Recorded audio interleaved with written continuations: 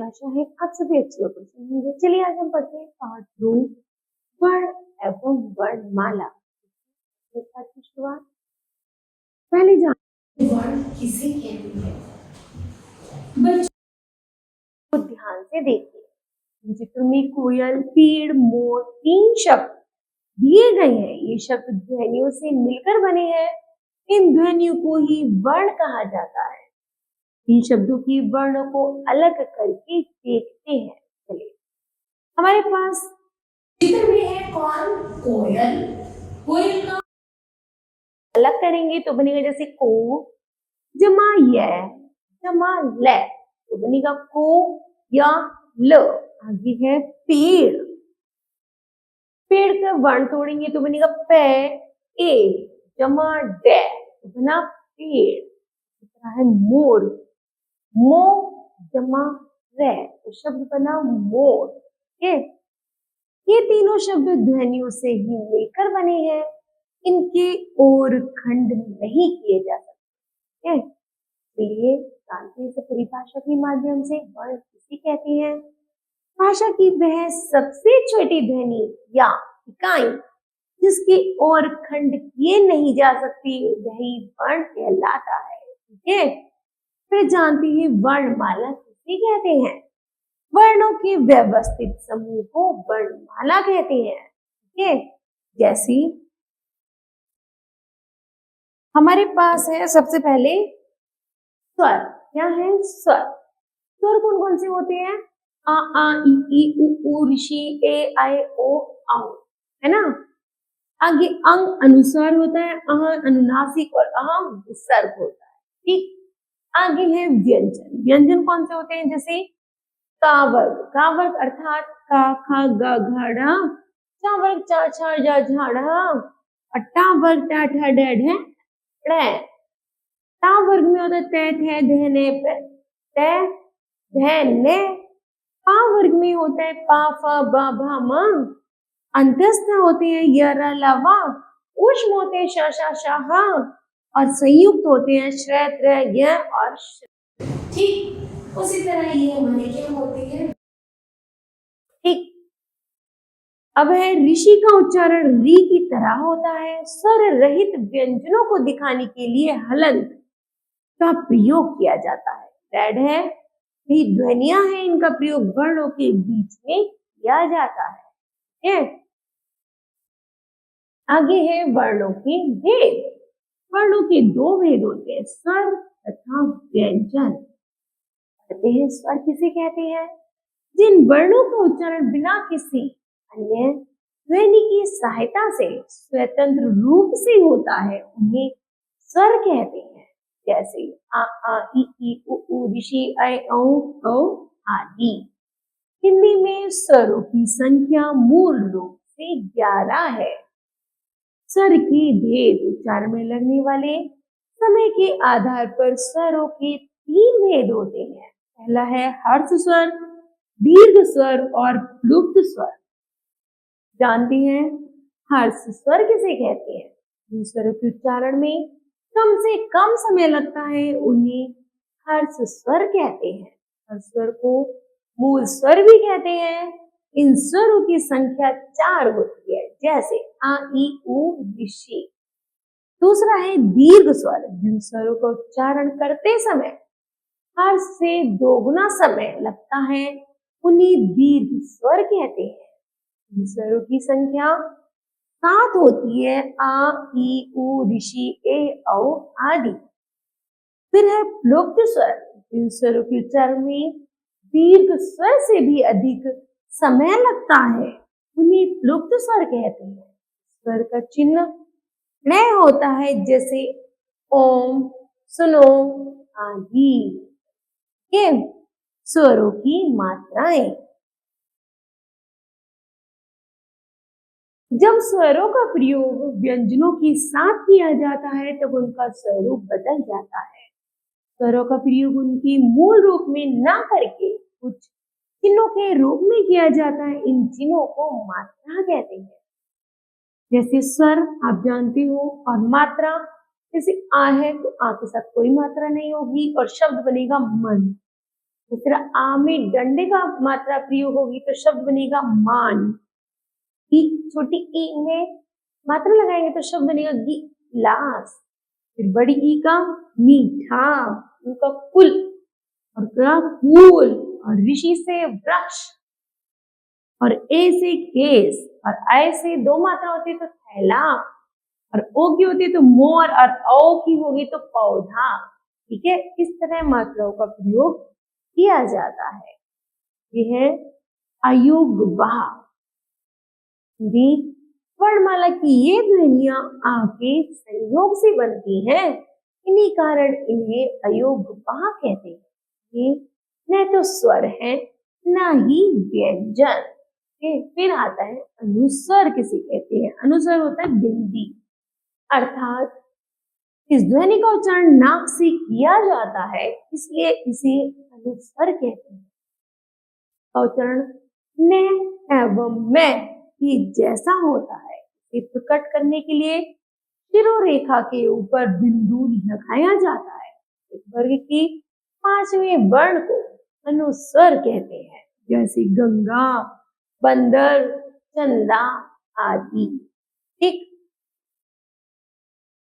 फिर है अनुनासिक। ध्वनि का उच्चारण करते समय हवा मुंह एवं नाक से निकलती है, इसे अनुनासिक कहते हैं। इसका चिन्ह होता है जैसे आंख, चांद आदि, इससे हुआ नाक से होता है। ठीक, विसर्ग है जिस ध्वनि का उच्चारण है के समान, इन दो बिंदुओं को क्या कहते हैं? क्या कहते हैं? है के समान होता है, उसे विसर्ग कहते हैं। इसका चिन्ह है जैसे प्रात है, अत है आदि।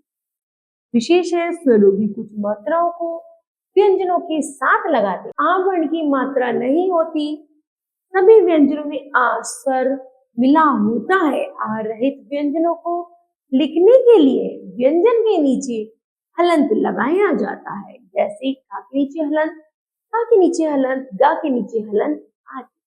ठीक है, ये आगे है व्यंजन। व्यंजन किसे कहते हैं? जिन वर्णों का उच्चारण स्वरों की सहायता से किया जाता है उन्हें व्यंजन कहते हैं। में हवा रुक कर मुंह से, मूल रूप से हिंदी में व्यंजनों की मुख्यतः 33 है। संख्या कितनी है? 33 है।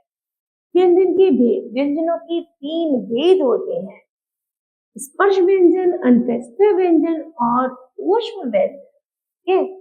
चलिए पहले पढ़ते स्पर्श व्यंजन। जिन वर्णों का उच्चारण करते समय दिव्या मुख के किसी न किसी स्थान को स्पर्श करती है, उन्हें स्पर्श व्यंजन कहते हैं। जैसे का, म, तक के 25 व्यंजनों को स्पर्श व्यंजन कहते हैं। इनको 5 वर्गों में बांटा गया है, जैसे का, चा, टा, ता, पा। ठीक है, आगे है अंतःस्थ व्यंजन। वे व्यंजन जिनके उच्चारण में वायु का अवरोध बहुत कम समय के लिए होता है, अंतःस्थ व्यंजन कहलाते हैं। इनके उच्चारण में जीभ मुख के किसी भी भाग को पूरी तरह स्पर्श नहीं करती। इनकी संख्या 4 है, यह, रे, ले तथा वे। नंबर 3 है ऊष्म व्यंजन। जिन व्यंजनों के उच्चारण में एक प्रकार की रगड़ या घर्षण के पश्चात हवा में गर्मी से पैदा होती है, ये ऊष्म व्यंजन कहते हैं। ये भी संख्या में 4 है, जैसे शा, शा, स और एक। फिर है संयुक्त व्यंजन। एक से अधिक व्यंजनों के मेल से बने व्यंजनों को संयुक्त व्यंजन कहा जाता है। इनकी संख्या भी 4 है, जैसे श, त्र, ज्ञ और श्रय। किससे बिल्कुल नहीं? कै जमा श से, कै जमा र से, ज्ञ जमा ज्ञ से और श जमा त्र से बिल्कुल ना श्रय। ठीक, द्वित्व व्यंजन। जब एक व्यंजन का मेल अपने समान अन्य व्यंजन से होता है तब उसे द्वित्व व्यंजन कहते हैं। जैसे तत् जमा तत् अर्थात तत् जमना तत्। पत्ता, मम जमा मम से बना चम्मच।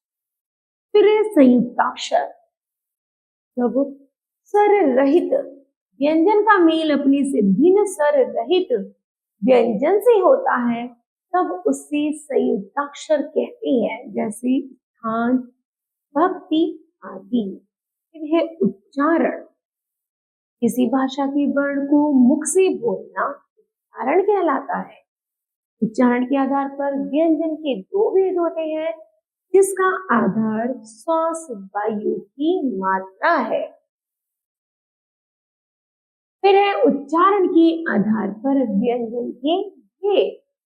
पहला है अल्प प्राण, दूसरा है महाप्राण। अल्प प्राण किसे कहते हैं? चलिए पढ़ते हैं। जिन व्यंजनों के उच्चारण करते समय श्वास वायु कम निकलती है उन्हें अल्प प्राण व्यंजन कहते हैं। ऐसे सभी वर्गों के प्रथम, तृतीय, पंचम तथा अंत्यस्थ व्यंजन जैसे काकड़ा,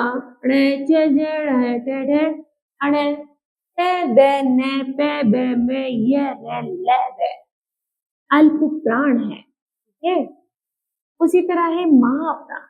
जिन व्यंजनों का उच्चारण करते समय श्वास वायु अधिक निकलती है उन्हें प्राण महाप्राण व्यंजन कहते हैं। जैसे सभी वर्गों के द्वितीय, चतुर्थ तथा ऊष्म व्यंजन जैसे हा, धा, छा, झ, डा, धा, था, धा, पा, भा, शा, शा, सा, हा महाप्राण है।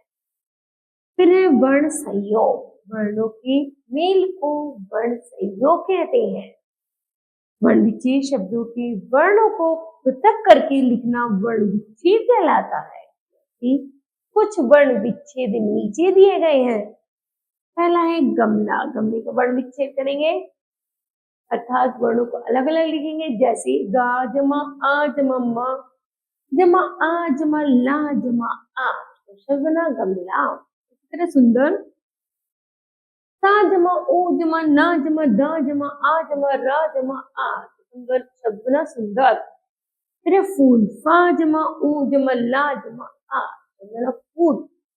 फिर बच्चा, बा जमा आ जमा चा जमा आ, तो बच्चा।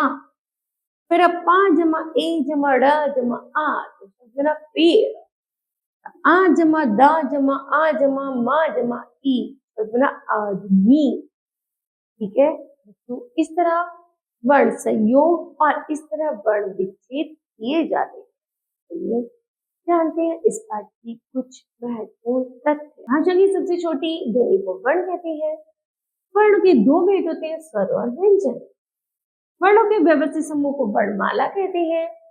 स्वरों का उच्चारण स्वतंत्र रूप से बिना किसी अन्य वर्ण की सहायता से होता है। व्यंजनों का उच्चारण स्वरों की सहायता से होता है। ठीक है, तो मुझे आशा है बच्चों यह पाठ आपको समझ आया होगा। धन्यवाद।